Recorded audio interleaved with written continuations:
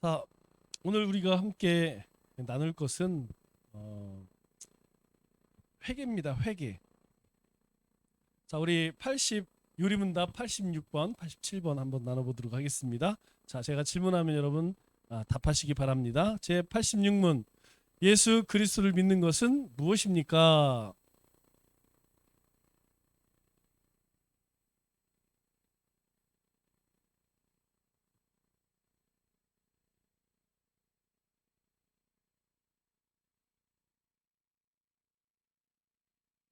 예수님을 믿는 것은 예수님을 영접하고 그에게만 의지하는 것입니다. 자, 87문, 생명에 이르는 회개란 무엇입니까?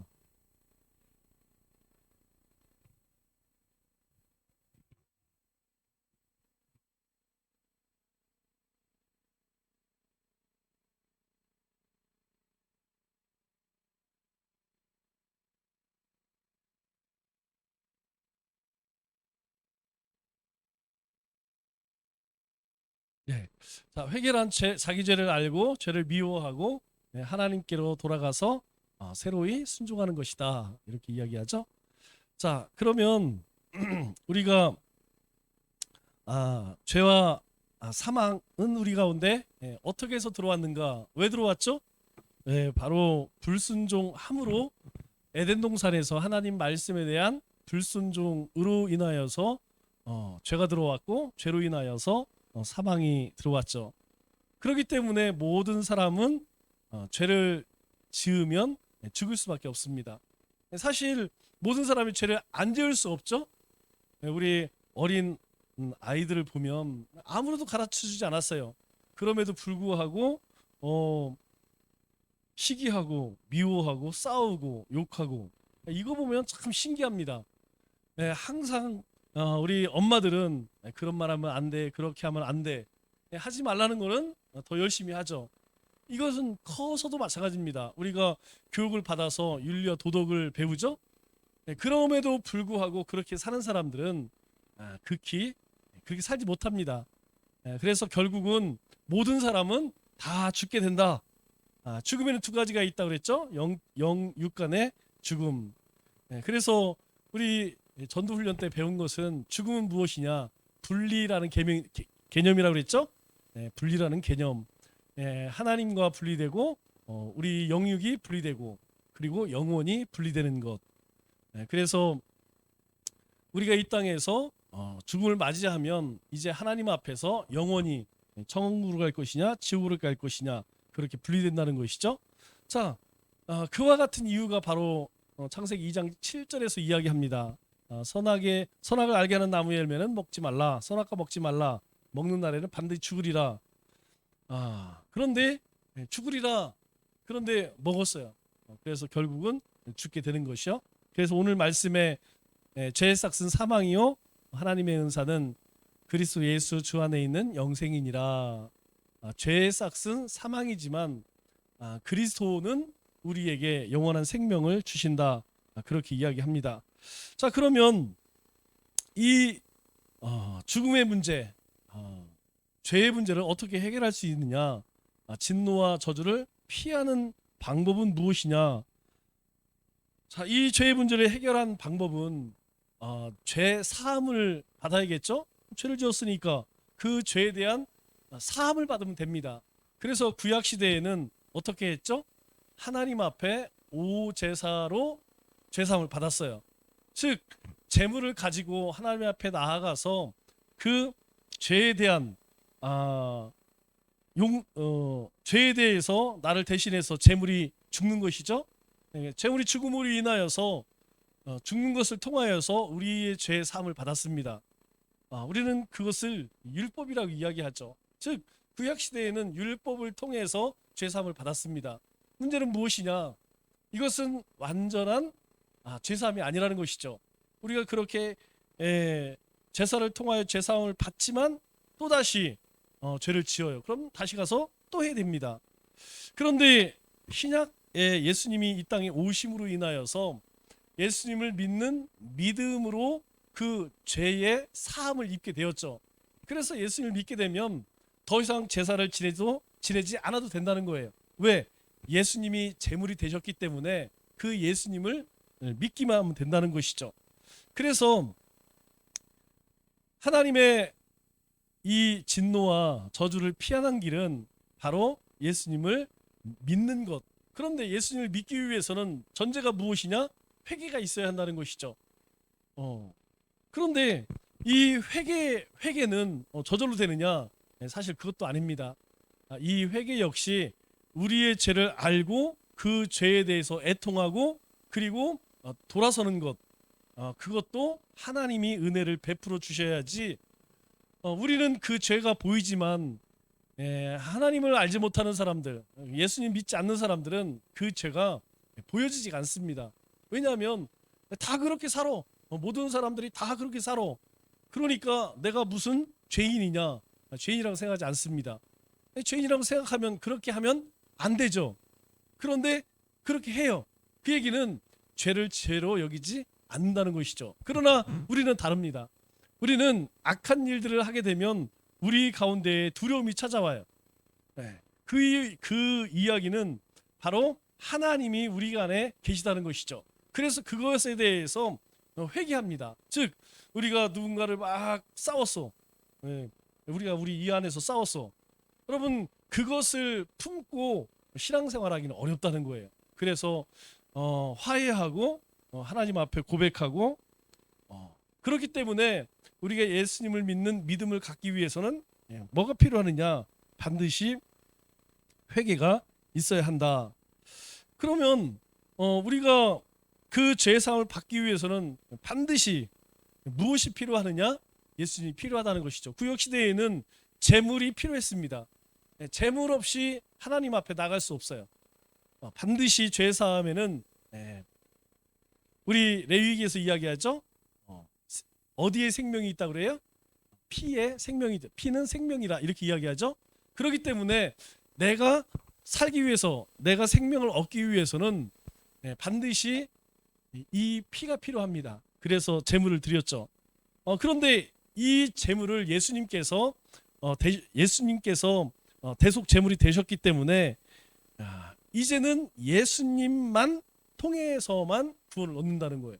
예수님 외에 다른 구원의 이름을 우리에게 주신 일이 있느냐? 없다. 자, 이것이 이제 기독교가 가장 공격받는 첫 번째 이유입니다. 어떤 종교도 그렇게 이야기하지 않아요. 그러나 우리는 꼭 예수님, 유일신교라고 그러죠. 유일신, 오직 예수님만 구원의 길이다. 그렇게 이야기합니다. 이건 뭐 우리 이야기가 아니고 성경이 우리에게 하시는 말씀이에요. 우리가 잘 알고 있는 사도행전 4장 12절에 다른 이로서는 구원을 받을 수 없나니 천한 사람 중에 구원을 받을 만한 다른 이름을 우리에게 주신 일이 없음이라 하였더라. 그래서 우리가 정통 기독교와 이단 사입이 나누는 기준이 뭐냐? 한 가지입니다. 한 가지가 뭘까요? 예수님. 예수님의 탄생, 예수님의 동정녀 탄생, 예수님께서 죄 없이 이 땅에 오셨다는 것, 그걸 믿느냐? 예수님이 우리의 죄를 대신해서 십자가에서 죽으신 것을 믿느냐? 예수님이 죽으신 지 3일 만에 이 죄와 사망의 권세를 이기고 부활하신 것을 믿느냐? 이것이 가장 중요한 거예요. 이 자리에, 예수님 자리에 그 어떤 것도 대신할 수 있느냐? 없다는 것입니다. 그런데 이단 사이비는 거기에 다른 존재들이 들어가죠. 우리가 천주교에 대해서도 그렇게 이단 사이비다라고 이야기하는 것은 그 예수님 자리에 뭐 다른 것들이 자꾸 들어와요. 뭐 마리아가 들어오고 성인이 들어오고 뭐가 들어오고 자꾸 거기에 다른 것들을 집어넣기 때문에 우리가 그렇게 이야기하는 뭐 다른 뭐 신천지니 안산홍 이거 얘기할 필요도 없죠. 문제는 무엇이냐면 요 이단 사이비들이 아닌 것처럼 속인다는 거예요. 실제는 전혀 달라. 그런데 다른 사람들에게는 아닌 것처럼 자기들도 예수님만 믿어서 구원을 받는다 이렇게 이야기를 하는 듯해요. 그런데 실상 안에 들어가 보면 예수님 자리에 누가 있다? 교주가 있다. 그래서 그러한 것들은 절대 우리의 하나님의 진노와 심판을 해결할 수 없다는 거예요. 뭐 이 땅에서 믿고 안 믿고는 본인들의 자유입니다. 그러나 하나님 앞에서는 그게 절대로 통할 수가 없다는 거예요.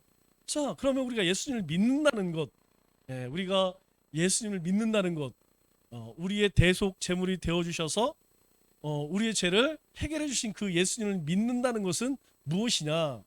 우리가 꼭 기억할 것이 바로 인격적인 만남, 인격적인 교제라는 거예요. 자, 인격은 우리가 흔히 지정의를 얘기합니다. 알고 깨닫고 결심하는 것. 그러니까 예수님이 하나님의 아들로서 우리를 위해서 이렇게 오셨고 이런 일을 하셨구나. 그것을 내가 알고 그것을 받아들이고 그렇게 사는 것. 이것을 인격적인 만남 교제라고 이야기합니다. 이 인격적인 전인격적인 만남이 반드시 필요하다는 거예요. 이것은 우리가 예수님을 영접할 때뿐만 아니라 우리가 살아가면서도 아주 중요합니다. 왜냐하면 하나님은 비인격적인 존재가 아니라 하나님 자체가 인격적인 존재이기 때문에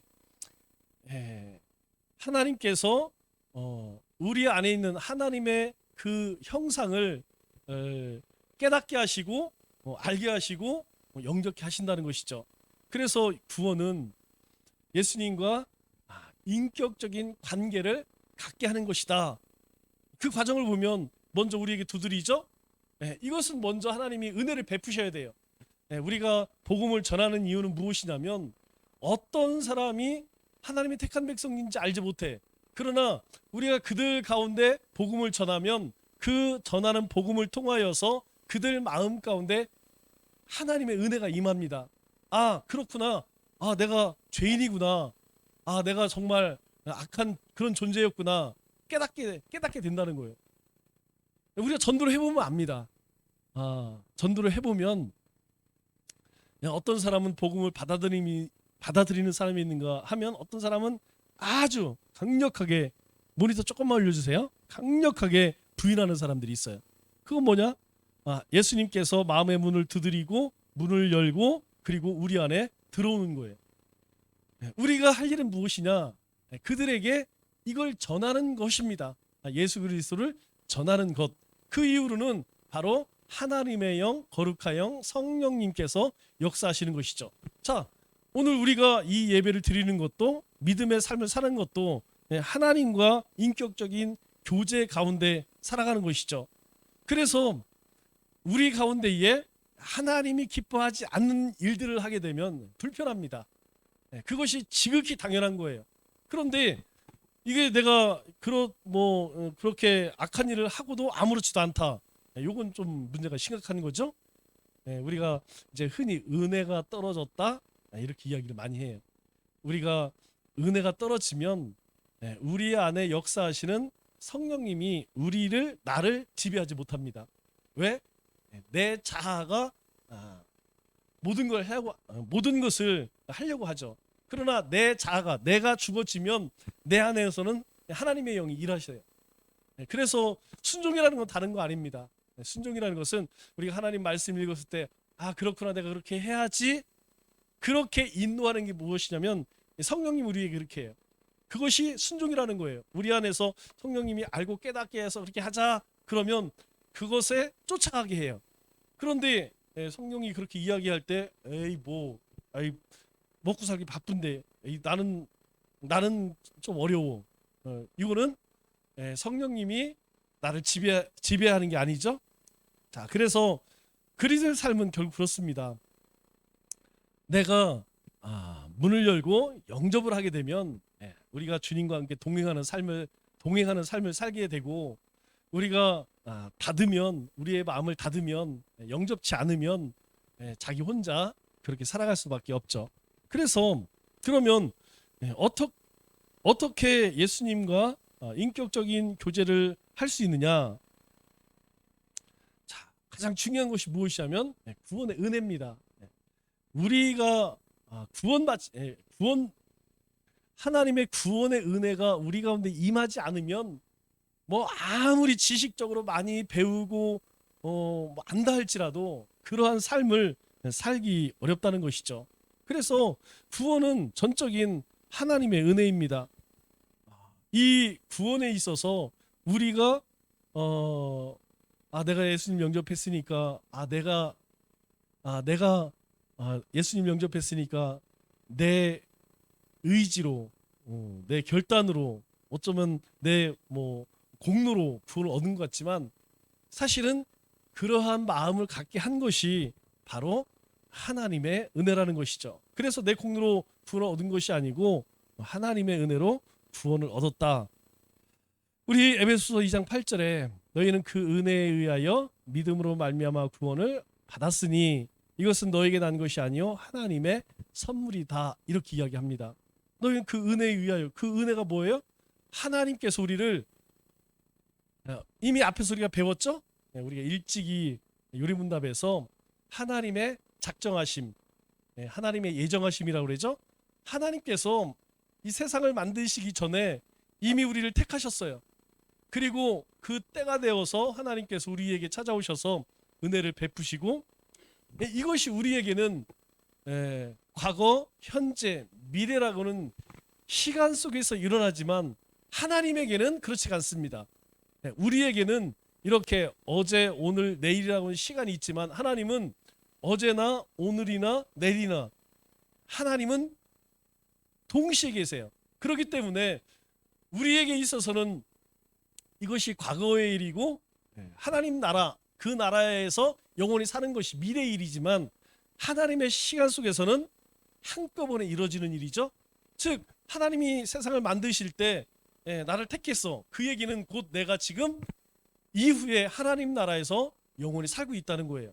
자, 그러면 왜 하나님이 우리에게 이런 말씀을 주셨을까요? 오늘 낮에도 하나님 나라에 대한 비유 왜 주셨을까요? 우리가 그것을 알고 하나님의 백성으로, 구원받은 하나님의 백성으로 사는 것과 모르고 사는 것은 다르다는 것이죠. 왜? 우리를 만드신 이유가 1번이 뭐래요? 하나님이 우리를 부르신 이유, 만드신 이유, 우리가 존재하는 이유, 하나님을 영원하게 하고 영원토록 그분으로 기뻐하는 것, 그것이 우리가 존재하는, 다시 이야기해서 우리는 어떤 일들을 하든 하나님의 영광을 지음을 받았다는 거예요. 그 영광을 위해서 하나님께서는 예수님을 이 땅에 보내셔서 우리가 어떠한 삶을 살아야 하는지 알게 하셨다는 것이죠. 알게 한다는 거죠. 그런데 그렇게 우리가 알고 있음에도 불구하고 행하지 않는다는 것은 이것은 여러 가지 문제들이 생겨요. 그래서 예수님께서 요즘에 계속 비유에 대한 말씀을 여러분들에게 전하죠. 이 비유의 말씀은 하나같이 천국은 이렇게 이야기하죠. 그러니까 하나님의 다스림 가운데 사는 사람, 하나님의 통치하신 가운데 사는 사람들은 어떠한 모습으로 살아야 되느냐, 어떤 가치를 가지고 살아야 되느냐, 그것을 우리에게 계속해서 전하고 있는 것이죠. 자, 그래서 그 은혜, 하나님께서 우리를 택정하시고 은혜를 베푸셔서, 근데 그 은혜는 무조건적인 은혜죠. 어떤 조건이 있는 게 아니에요. 너희가 내가 은혜를 베풀 테니까 너희는 뭘 해라, 이게 아닙니다. 하나님께서 일방적으로 우리에게 주시는 선물이래요. 우리에게 은혜를 주셔서 우리로 하여금 그리스도를 알고 영접하게 하셨다는 것이죠. 자, 그러면 그 구원의 가장 큰 특징은 무엇이냐? 구원은 단지 죄 씻음만 아니다라는 거예요. 죄만 씻게 하는 것이 아니고 우리로 하여금 가장 큰 자녀 되게 하신다는 것이죠. 사실 죄를 씻지 않고는 자녀가 될 수 없어요. 왜냐하면 하나님 자체가 의로우신 분이기 때문에 하나님처럼 공의롭지 않고는 우리가 하나님 자녀가 될 수 없습니다. 그런데 지금 우리의 모습은 공의롭지 않죠. 그러나 하나님은 예수님을 이 땅에 보내주셔서 예수님을 믿는 믿음으로 우리를 의롭게 하셨다는 거예요. 우리가 하나님처럼 의로워서 의로운 것이 아니고 예수님을 믿는 그 믿음으로 의롭게 여기셨다는 거예요. 그래서 여러분들에게 이 의롭다라고 하는 개념을 뭐라고 말씀하셨어요? 뭐라고 설명드렸습니까? 우리의 없어졌다는 게 아니죠. 우리의 죄가 싹 없어져서 예수님처럼 그렇게 온전히 완벽한 존재가 되었다. 이게 얘기하는 게 아니에요. 예, 성경에서 이야기하는 의로움은 덮는다라는 뜻이죠. 예, 덮었다는 거예요. 하나님께서 우리가 더럽고 추악하지만 예수님의 그 의로움으로 우리를 덮어주셔서 그걸 보지 않겠다는 거예요. 그래서 하나님께서 우리에게 요구하시는 것이 무엇이냐? 바로 믿음이라는 것입니다. 그 믿음으로 하나님께서 의롭게 여기셨기 때문에 우리가 구원을 얻었다는 것이죠. 그래서 그 구원은 소극적인 의미로는 죄를 씻었다. 적극적으로는 하나님의 자녀가 되었다. 사실은 뭐 같은 말이죠. 죄를 씻지 않고 하나님의 자녀가 되냐? 될 수 없습니다. 죄를 씻은 사람이 죄를 씻지 않고 구원 얻을 수 있냐? 없다는 것이죠. 이것을 역으로 이야기하면 쉽습니다. 우리가 죄에 대해 회개하지 않는 사람은 구원받았다고 얘기하기 어렵죠. 무슨 말인지 아시죠? 요즘에 크게 문제가 되고 있는 게 뭐 이러한 문제는 항상 있었지만 이게 아주 심각해요. 우리 노예에서도 이 문제로 굉장히 심각한데 우리 예수님 사도 요한이 막 복음을 전할 때에 사람들이 이제 그 복음을 들으니까 막 가슴에 찔리고 죄에 대해서 애통하면서 자기 죄를 자백해요. 그럼 이 자백이라고 하는 말이 뭐냐면 그냥 하나님 앞에서 개인적인 회개가 아니라 많은 사람들 앞에서 자기 죄를 고백하는 거예요. 사실 우리 세계 3대 부흥 운동이 있었죠. 그 중에 하나가 평양 대부흥 운동입니다. 이 평양 대부흥 운동 때에 시작이 무엇이냐면 한 장로님이 죄를 자복함으로 시작됐어요. 그 장로님이 내가 하나님의 물질에 이렇게 했고 저렇게 했고 그런 것들을 부흥회 가운데에서 전부 토설을 합니다. 그때 그 장로님을 시작으로 해갖고 우리 길선주 장로님이라고 그랬죠? 그 장로님을 시작으로 해서 그 장로님이 자복하고 나니까 또 다른 사람이 일어나서 저는 이러이러한 죄를 졌습니다. 그러니까 또 다른 사람이 일어나서 막 그것이 막 대회개 운동이 일어나니까 어떻게 해요? 그것이 기폭이 되어서 막 전국으로 퍼져나가게 되었죠. 그런데 문제는 무엇이냐면 하나님의 은혜가 임해서 자복하는 거에 무슨 문제가 있겠어요? 하나님의 영이 임해서 방언하는 거에 무슨 문제가 있겠습니까? 문제가 없어요. 그런데 문제는 무엇이냐면 강요에 의해서 방언을 해야 된다. 이게 실제로 있었는 여러분 다 아시죠? 어떤 교단에서 옛날에 그랬어요. 방언 못하면 구원받지 못하는 것이다. 아니 방언하고 구원하고 무슨 상관이요. 그런데 그렇게 이야기하니까 어때요? 난 방언을 못하, 나는 방언 안 받았는데? 왜 방언은 내가 뭐 받고 싶어 받는 게 아니잖아요. 하나님이 주시는 거잖아요. 그러니까 하나님이 나에게 그런 은사를 방언의 은사를 안 줬어. 그런데 사람들은 구원받지 않은 사람들은 방언 못해. 이러니까 방언을 해야 돼. 그러니까 어떻게 해요? 자기가 만들어내는 거지.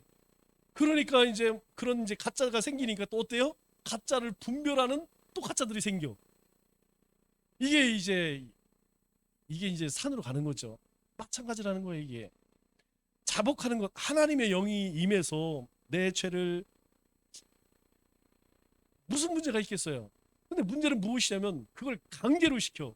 예를 들어서 우리 모두가 막 여기 은혜가 넘쳐요. 은혜가 넘쳐서 찬양할 때 박수 치지 말라고 해도 박수 치는 거 무슨 문제가 있어. 그런데 찬양할 때에 박수 안 친다고 억지로 박수 치라고 해보세요. 대관에서 못한다니까. 팔 떨어져. 내가 은혜가 넘쳐서 박수 치는 건요 하나도 안 힘듭니다. 그런데 강제로 시키면 엄청 힘들다니까. 그럼 다른 일들 다 마찬가지예요. 다른 일들도 우리 신앙에 있어서 은혜가 넘쳐서 하는 것, 뭐 청소하고 밥하고 빨래하는 뭐 안 힘듭니다. 내가 은혜가 있어 하는 뭐 힘들어. 그런데 은혜 없는데 억지로 시키면 죽을 맛이에요. 힘들어 못합니다. 차복도 마찬가지라는 거. 은혜가 넘쳐서 우리 공동체 은혜가 넘쳐서 막 차복하는 거 누가 뭐라고 하겠어요? 아무도 흉보지 않습니다. 왜? 서로가 다 은혜로 감동되었기 때문에. 문제는 무엇이냐? 이걸 억지로 시키니까 뭐 하긴 하죠. 근데 문제는 무엇이냐면 그 듣는 사람들이 악용한다는 거예요. 여러분, 자복이니까 자기가 이제까지 행했던 악한 일들이 여러 가지가 있겠죠. 단순히 제가 뭐 누구 속였습니다, 누구 욕했습니다, 누구 비난했습니다. 예. 여러분, 그 정도까지는, 그러나 거기서 더 심각하게 나가서 아주 큰 죄라고 생각해 보세요. 제가 우리 회사에서 뭐 100억을 횡령했습니다. 저는 우리 집사람 말고 두 명이나 더 있습니다. 뭐 이런 얘기 만약에 은혜 이제 했다고 해보세요. 근데 문제는 무엇이냐면 그 다음이야. 그 다음 이게 이제 심각한 문제가 지금 우리가 신사도 운동이, 여러분 신사도 어디 있어요? 예수님 제자들이 사도인데, 예수님의 제자가 사도고 그 제자가 속사도고 그 다음이 교부 시대라고 이야기합니다. 사도 시대 끝났어요. 그런데 신사도 운동에서 새로운 사도가 나타났다는 거야. 그래갖고 자기네끼리 12명 정해갖고 우리가 신사도래. 그러기 때문에 우리 말을 들어야 된대. 아니, 그런 게 어디 있어? 여러분, 실제로 이게 우리 기독교 개신교에서 일어나고 있는 일이에요. 여러분 잘 알고 있는 다락방 있죠? 뭐 다락방 별다른 게 없습니다. 똑같아요. 지금 요즘에 한참 유행하고 있는 것이 바로 요 자복 문제, 또 하나가 뭐냐면 치유 문제. 치유. 여러분, 치유는 어디에 있는 거예요? 복음 안에 있는 것이죠? 복음 안에 있는 거예요. 복음 안에 있다는 이야기는 그리스도 안에 있다, 말씀 안에 있다, 성령 안에 있다, 기도 안에 있다, 예배 안에 있다, 이런 말입니다. 그런데 요새는 치유 세미나를 해. 치유 세미나. 그러니까 복음을 가장한, 예수님을 가장한 가짜가 치유를 일으켜. 우리가 이런 것들에 속지 말아야 돼요. 우리 성도님들은 그런데 제가 보니까 청주에는 그런 거 잘 안 하는 것 같아요. 그러나 수도권에는 요즘에 이런 문제 때문에 굉장히 심각합니다. 특히 이제 유튜브나 우리가 이제 방송, 기독교 방송 같은 거 보면서 빠져드는 사람들이 많이 있어요. 혹 여러분들 가운데 그런 것에 대해서 관심이 있으면 꼭 저에게 물어보고 가셔요. 이런 것들이 있는데 이런 것은 어떻습니까? 이런 거 참여해도 되겠습니까? 꼭 물어보고 하세요. 왜냐하면 이 나라가 똑같습니다. 시작은 참 그럴듯해. 그러나 그 안에 깊이 가면 반드시 부작용이 일어납니다. 쉽게 이야기하면 우리가 가장 원칙적인 것이 있죠? 가장 기본적인 것. 그것을 벗어난 새로움은 없습니다. 여러분, 예수 그리스도 외에 이 말씀 외에 성령의 능력 안에 그 외에 다른 것이 있을까요? 없다는 것이죠. 그런데 거기에다가 다른 것, 사족을 붙이는 것, 무엇인가 새로운 것이 있는 것 같이 얘기하는 다 문제가 있습니다. 가장 쉽게 분별하는 거예요. 그런데 우리가 은혜가 충만할 때에는 그런 것들이 문제가 안 됩니다. 뭐가 문제가 되느냐? 내가 은혜가 떨어졌을 때에는 그런 것들이, 그런 말들이, 그런 일들이 혹해져요. 그런 것 같아. 그런 것 같아. 예수님 이야기와 복음 얘기할 때는 이게 뜨뜻미지근한 사람들이 뭔가 마치 새로운 유레카를 발견한 것처럼 야단법석이에요. 왜 그러냐면 내 신앙이, 내 믿음이 병들면 그렇게 됩니다. 그렇기 때문에 우리가 꼭 기억할 것은 무엇이냐면 가장 중요한 것은 복음, 예수 그리스도, 그 외에는 없다. 자, 그래서 예수님이 중요한 거예요. 영접하는 자 곧 그 이름을 믿는 자에게는 하나님의 자녀가 되는 권세를 주셨으니, 이렇게 이야기하죠. 자, 그러면 우리가 그러한 예수님을 영접하기 위해서 영접하는 자 곧 그 이름을 믿는 자에게, 예수님의 이름을 믿는 자에게 하나님의 자녀가 되는 권세를 준다고 하셨는데, 그러면 그 구원을 얻기 위한 전제 조건이 무엇이냐? 그래서 회개가 중요하다는 거예요. 또 우리가 예수님을 영접한 이후로 늘 돌아봐야 할 것이 무엇이냐면 나는 구원받은 자로서 합당하게 살아가고 있느냐, 이게 참 중요하다는 것이죠. 그렇게 하나님의 은혜로 인하여서 내가 예수님을 알게 되고 깨닫게 되고 영접했어. 그러면 내가 그렇게 살아가고 있느냐, 이걸 돌아보는 것은 대단히 중요합니다.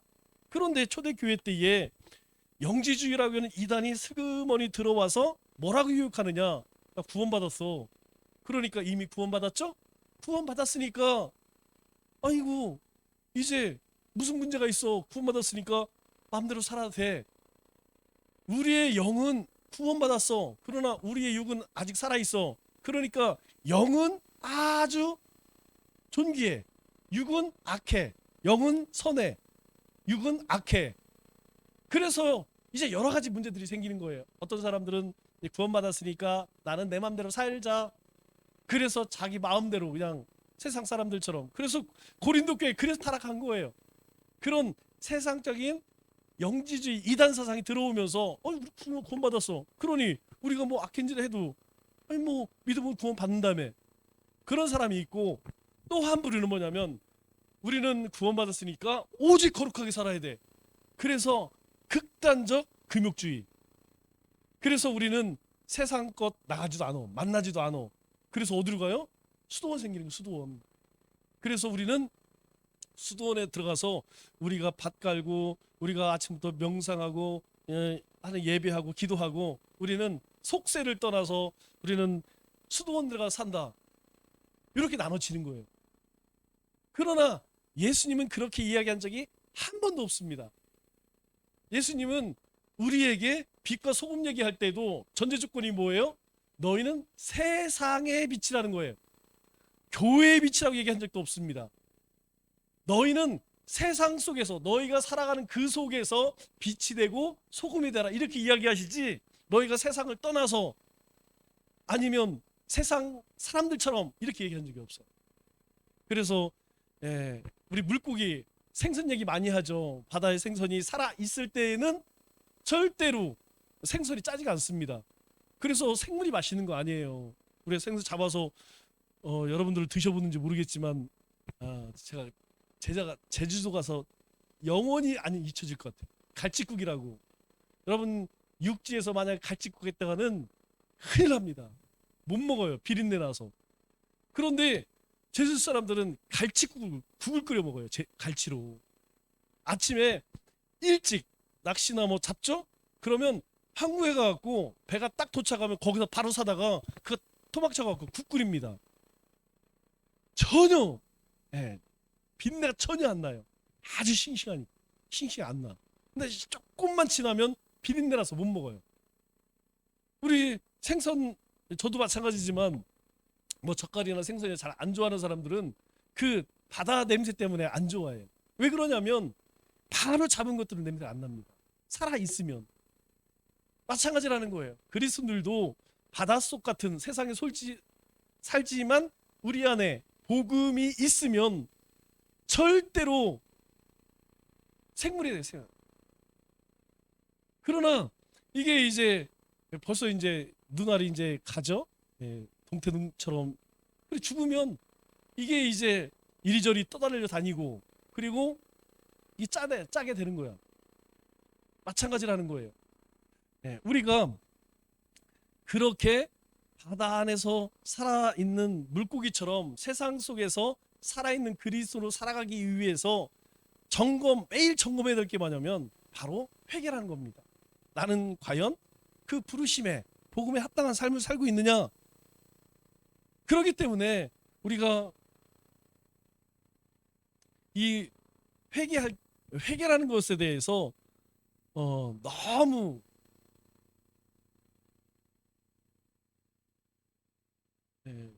부담을 갖지 말아야 돼요. 내 삶을 돌아보는 겁니다. 나는 과연 그리스도 복음 안에서 건강하게 생명력 있게 살아가고 있느냐. 또 그렇게 살아가기 위해서는 반드시 필요하다는 겁니다. 자, 그래서 우리가 가장 쉬운 건 뭐냐면 마음에 찔림이 있어. 우리가 뭘 하든 간에 마음에 껄쩍지근해. 십중 팔구는 하나님이 주신 양심이에요.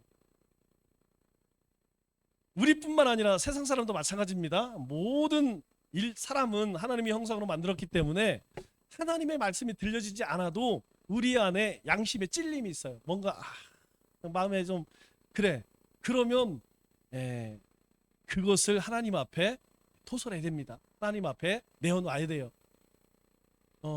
남들이 뭐라고 하든 간에 내 마음에 기쁨과 즐거움이 있어. 그것은 하나님이 인도하시는 거예요. 그러나 내 마음 가운데 꺼림이 있어. 하지 마세요. 그것이 우리가 성령, 진리 안에 자유함을 누리는 거라 했죠? 성령의 인도하심을 따라 사는 거예요. 자,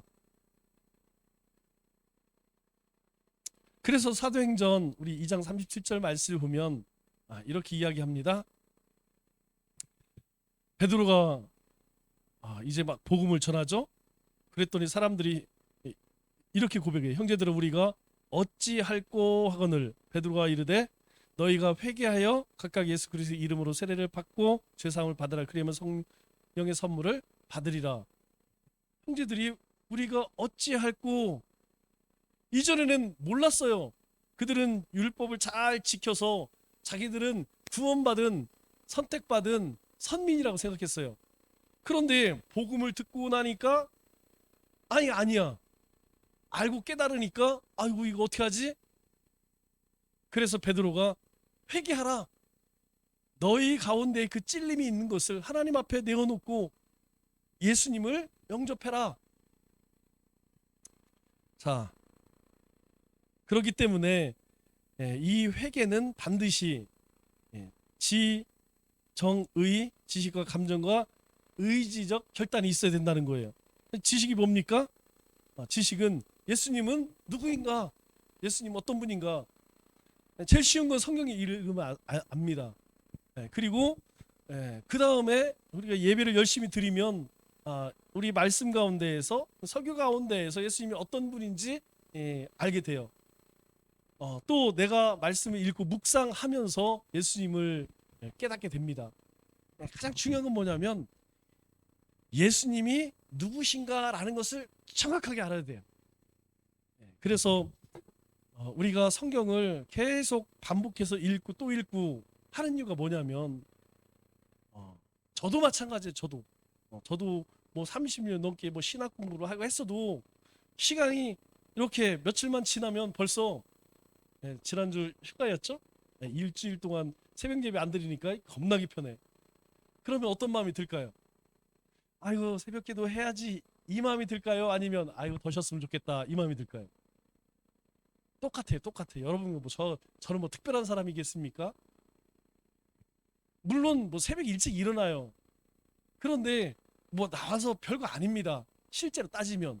그런데 그냥 조금 더 쉬는 것. 몸이 편하잖아. 몸이 편해. 마음이야 불편하든 몸이 편해. 그러니까 더 쉬고 싶다 이런 생각이 들어요. 제가 수요 예배를 이번 주에 올까 말까 안 왔어요. 저는 집사람은 혼자 가더라고. 의리 없게. 의리 없어. 혼자 오늘 싹가리 했더니 싹가도 내가 물어봤어. 어디 가겠지? 예배 간대. 제가 철렁했죠. 나는 안 가려고 마음 먹었는데. 그래서 제가 수요일 날 안 왔잖아요. 딴 데 안 갔어요. 목요일 날 목금토 이렇게 3일 일이 있어서 갔다 왔는데 그래 수요 예배 갈까 말까 하다가 휴가니까 쉬자. 하루 쉬니까 수요 예배 쉬니까 이렇게 좋아. 수요 예배 안 나오시는 분들 내 속으로 왜 수요 예배 안 나올까 생각했는데 요래서 안 나오는구나. 근데 마음은 조금 찔림이 있었어요. 솔직히. 이제 우리 박 여사 갔다 와갖고 첫 마디가 뭐냐면 너무 좋았어. 너무 좋았어. 뭐가 좋았냐 그랬더니 목사님이 설교하는 게 너무 좋대. 여기 목사님이에요. 우리 담임 목사님이 설교하는 게 너무 좋대. 왜 하겠더니 이 오신 목사님이 8시 50분까지 설교했다나? 8시 50분까지 했는데 그중에 30분은 자기 옛날 얘기했다고 이제 와서 얘기를 하더라고요. 내가 속으로 우리 김범래 목사님 참 잘했습니다 이렇게 속으로 생각했어요. 그렇게 해줘야지 우리 담임 목사님이 이렇게 훌륭하구나 이게 알잖아. 자 어쨌든 간에 첫째는 정확하게 아는 거예요. 알아야 됩니다. 며칠 지나면 몇 달 지나면 잊어버려요. 우리 안에 복음이 식어버립니다. 그러나 예배를 통해서, 기도를 통해서, 말씀을 통해서 그게 다시 살아나요. 살아나. 식을 때쯤 되면. 그래서 저는 수요예배가 참 좋습니다. 여러분, 전 세계 없어요. 어느 나라도 없습니다. 우리나라에만 있어요. 우리나라에만 있어요. 우리나라에만. 여러분, 다른 나라에 수요예배 없습니다. 우리가 일주일 동안, 사실 일주일 텀이요, 이 작은 텀이 아니에요.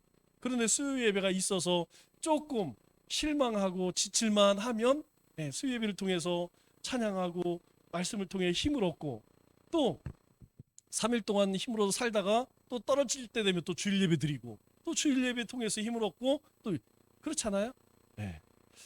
자, 그렇기 때문에 첫째는 알아야 된다. 둘째는 무엇이냐면, 우리가 알았으면 그 다음에는 깨달음이 있어야겠죠. 이 깨달음에는 묵상이 아주 필요합니다. 그냥 이렇게 지나간다 할지라도 조금은 남겠죠.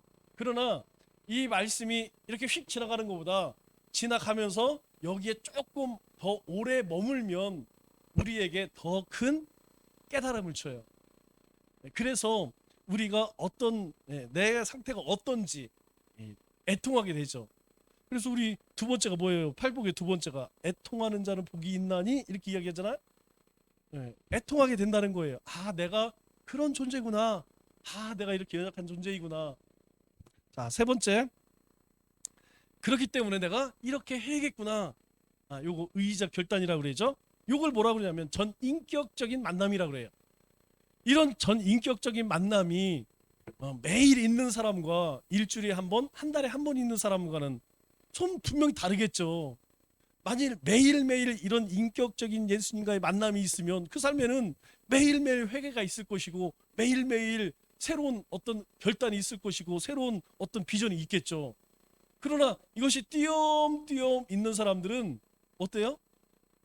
텀이 너무 크기 때문에 그 중간의 삶이 이게 힘들어요. 그래서 저는 하나님께서 정말 기가 막힌 것 같아요.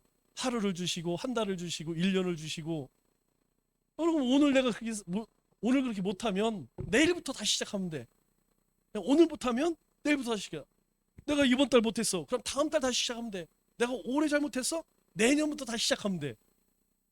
하나님께서 우리에게 그렇게 시간을 그냥 아침부터 저녁까지처럼 우리 인생을 그냥 아기 때부터 이렇게 아니고, 그렇게 이렇게 하루, 한 달, 1년 이렇게 잘라서 우리에게 주신 것이 참 은혜 같아요.